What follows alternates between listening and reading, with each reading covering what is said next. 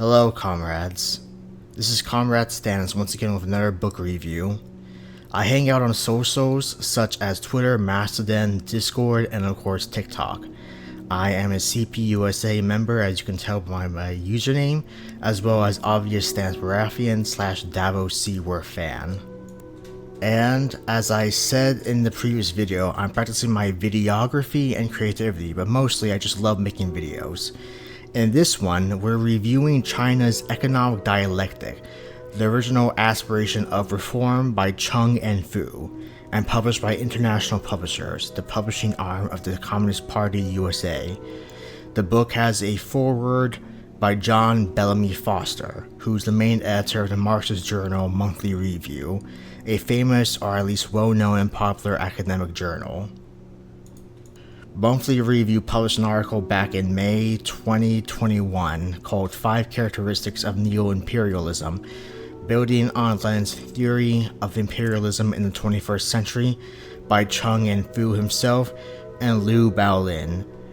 A Theory of China's Miracle, 8 Principles of Contemporary Chinese Political Economy by Chung and Fu and Ding Xiaoqin was also published back in 2017, in case you want to read that as well. As for the person himself, Chung and Fu is a member of the Education, Science, Culture, and Public Health Committee of the 13th National People's Congress. He's the chair of 3 global and national academic associations, as well as president of the World Culture Forum and the China Forum on Innovation of Marxism.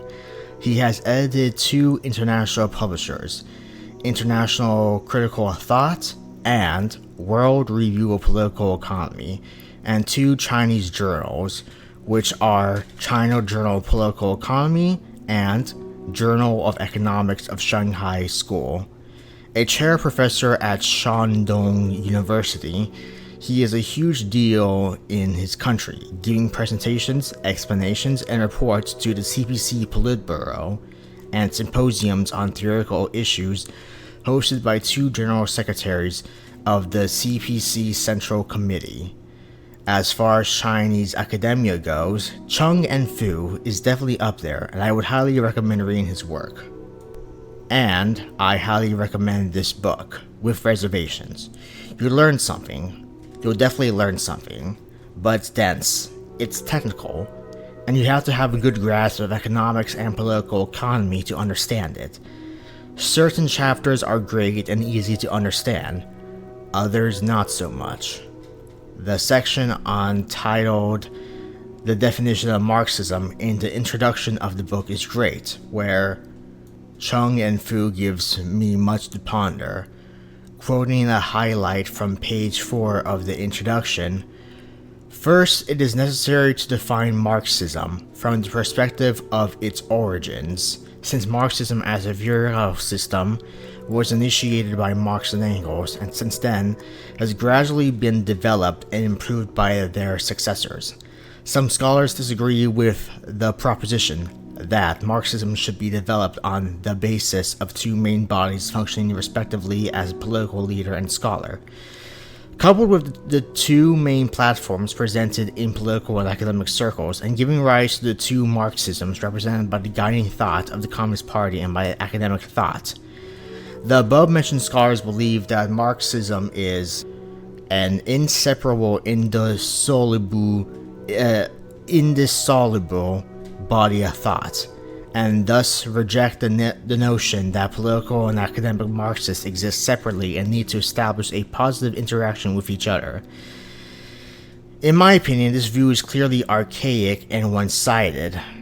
The reason lies in the fact that while the theoretical system of Marxism is an organic whole, objectively it is studied and developed both by leaders of the Communist Party and by scholars of Marxism. The 2 groups, of course, have similarities and differences in their methods and characteristics, as well as in the content of their research and the development of their ideas. And this leads to an interesting topic throughout the chapter and gives us a great introduction to the book because, of course, It's true that scholars and academics seem to also be developing Marxism-Leninism, with the brunt of that being the case in the Western world. That is, on the academic side, and less so on the organizational side.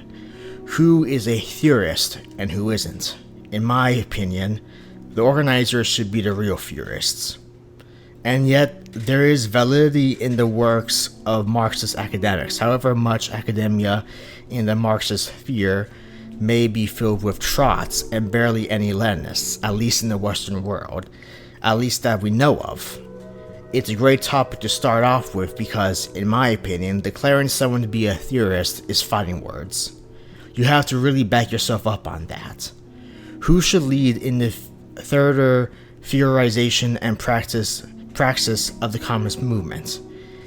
It seems that this topic is also a valid one in the current Chinese context as well. Then, chapter 1 in the book gets into the economic side of things, and it is by far not the worst quote-unquote economics chapter, as I like to call them, by far, as it explains different economic models of the world. It's all rather fascinating, if you can understand what's being said. At one point, Chung and Fu says that the Russian Federation has something like quote-unquote tiny economy. I found that interesting, though the book continues to move on without elaborating. Graphs also appear in chapter 1, and again, you're required to be able to read the graphs or at least understand them. The chapter contends, of course, that China is not a social democracy like, say, Sweden, but very much a socialist country. Sadly, I felt as though the quotes by Xi Jinping that were brought up throughout the book were much more easier to understand.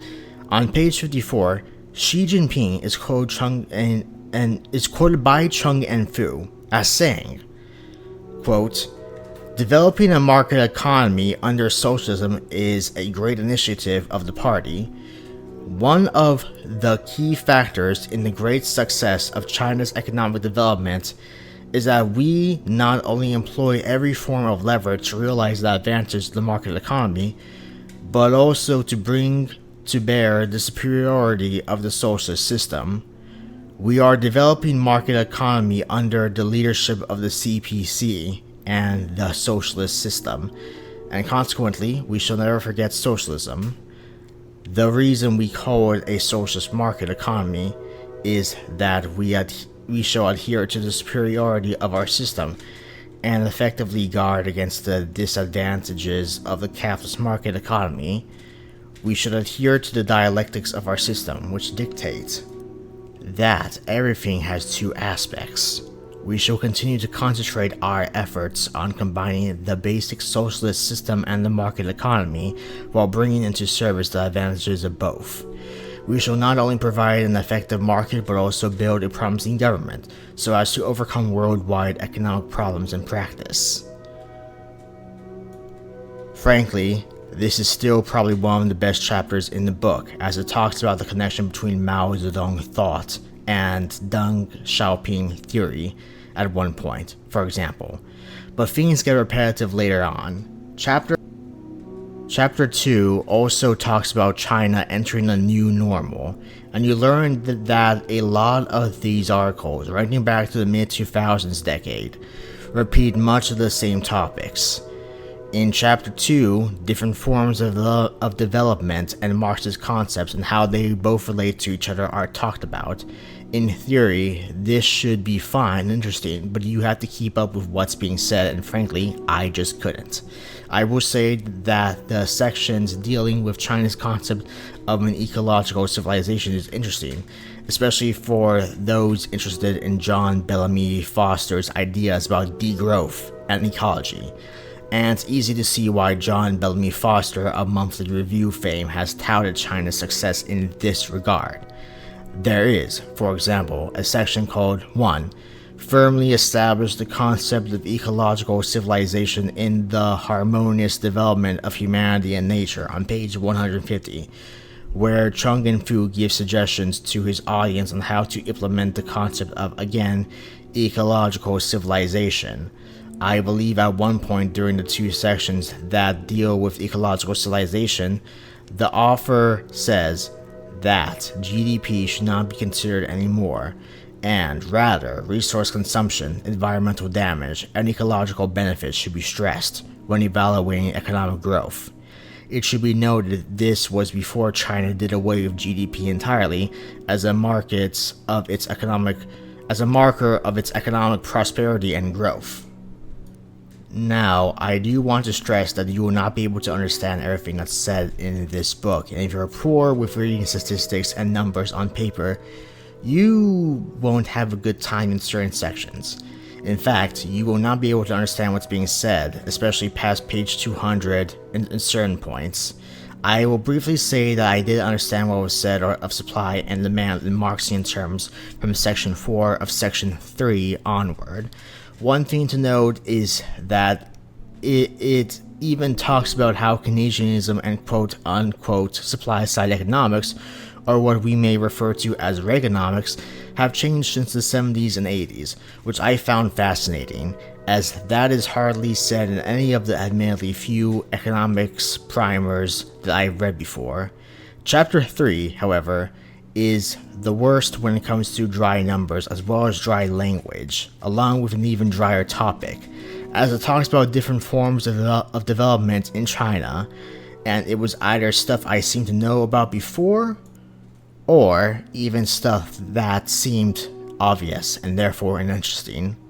Of course, China should quote-unquote coordinate development between regions, as is said, and of course, quote, there should be coordinated development of urban and rural areas. And yes, I'm sure, quote, coordinated development of the public and private sectors is necessary, unquote. Even Chung and Fu's criticism of the economy and how it's governed seem trite at times, and admittedly a bit vague. Not entirely vague, of course, but it's not like we're giving examples of the, quote, lack of old and new impetuses, unquote, that lead economic and social development, at least not extensively. He can be direct at times with his criticism, commentary, and explanations, and at times can be pretty indirect and overly general with them. Chapter 4 is probably the worst if you're not well versed in economics. It only gets worse from section 2 of the chapter onward as we deal with mathematical equations. I'll be honest, I like the math in Das Kapital. I didn't like the math in this book. In fact, I can appreciate Das Kapital better due to the wit and sardonic humor found within it. This book is very much no bullshit in terms of its commentary, and honestly, in this case, I wish it wasn't, especially as it got to the extremely technical, economical, and mathematical side of things.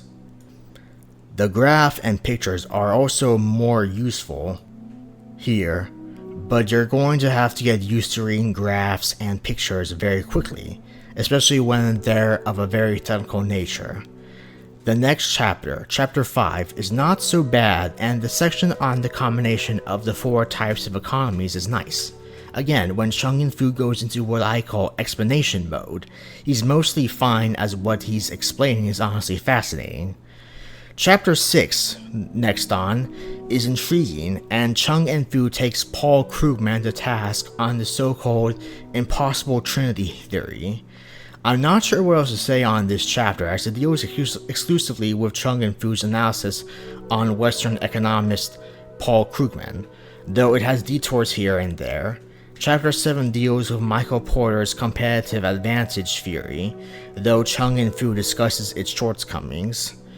Chung In-fu's criticisms and commentary of the Made in China trend is intriguing as well, and you'll find that the 7th chapter, dealing with industry and globalization, is more legible. Though section 5 of chapter 7 is nothing we haven't heard before if you've been keeping up with Chinese geopolitics, with such terms as win-win cooperation and quote-unquote building a community with a shared future for humankind, end quote, thrown around, which may be trite, boring, and repetitive for those in the West who already know about these policies and political initiatives in China vis-a-vis the rest of the world. Overall, the book is meant to be divisive toward me, in the sense that some will find it edifying and good, and others will boring and overly technical. If you're good with math, economics, and can get through dry text, you'll like this book for some of its strengths and subject matter. Otherwise, I suggest skipping this book unless you want a glimpse of what Chinese academia may believe in or discuss. However, I would heartily recommend certain content by Chung and Fu all the same. His article on the Chinese Marxist concept of neo-imperialism is pretty fascinating, and his various speeches are much more concise and understandable. I'll make sure to link those as well. There are also a host of academic studies that he was involved in that you can find with Google Scholar. If you have a JSTOR account, for example, from university, you'll be able to go through them yourself. Otherwise, you may have to find another way. Anyway, I decided to go through chapter by chapter for this review and hope it worked out alright. If you're interested in the topic of Marxism-Leninism in China, I would also recommend volumes 1 to 3 of Deng Xiaoping's speeches, as well as Roland Boer's Socialism with Chinese Characteristics, a guide for foreigners. That last one, though, I haven't read, but people swear by it. Mao and Markets, The Communist Roots of Chinese Enterprise by Christopher Marquis and Kun Yuan Chao may not be quite as good, though it is useful, and I can vouch for it too, having read it.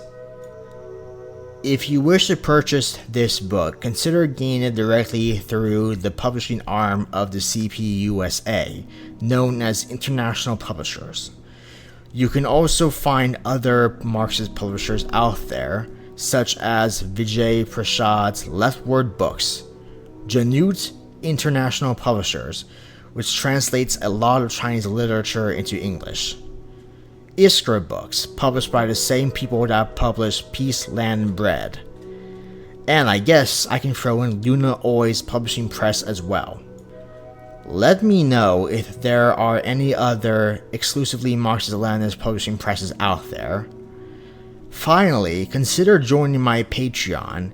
It's still in production phase, but you should be able to join my Discord through it by the premiere of this video. Create a Patreon account if you haven't already to support me, as it makes this channel viable. And do subscribe as well as like the video and comment to help with the algorithm. Do you have any recommendations for me going forward? And what would you like to see from this channel? Anyway, solidarity, comrades, and good luck to you and yours.